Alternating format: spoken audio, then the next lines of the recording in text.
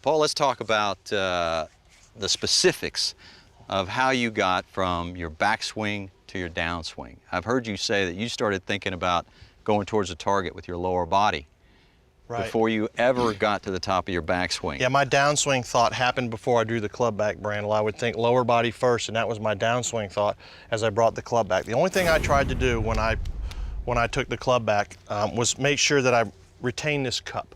I didn't want to let that go away. So I start with a cupped grip, and I wanted to maintain a cupped grip at the top of my backswing. I was always dead on plane. You know, and you want to get over here, hold on a second, I'll show you on plane, off plane. Yeah. Just check this out real quick. John would grab me, John Redmond would grab me, and Suddy would video this so I could always see it, but John would always grab me and say, I want you here, not here, not here.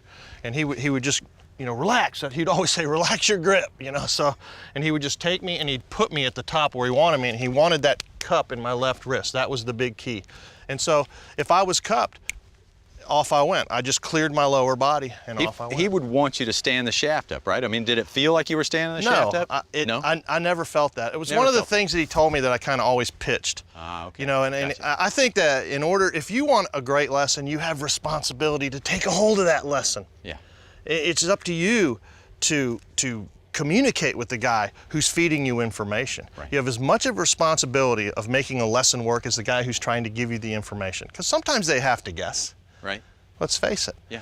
But you can throw things out that you know will never work, and you can grasp things and try them and see if they work. But I know this, if it doesn't work quickly, then it's probably he's telling you wrong. I mean, that's advice that a lot of guys are going to be critical of, but you know, that's the real reality. If a guy is going to fix you, he should be able to fix you pretty quickly, unless you need an overhaul. If, for example, you're across the line at the top, and he's telling you how to get across the line, but you keep getting across the line, he's probably telling you the wrong way to do it. Right.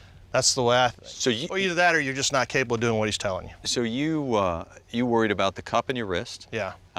You rehearsed getting to the right spot. Yes. But your transition was initiated by the lower body. And my transition happened in my mind before I even drew the club back, because John Redmond believed that what set the club at the top was the return of the lower body.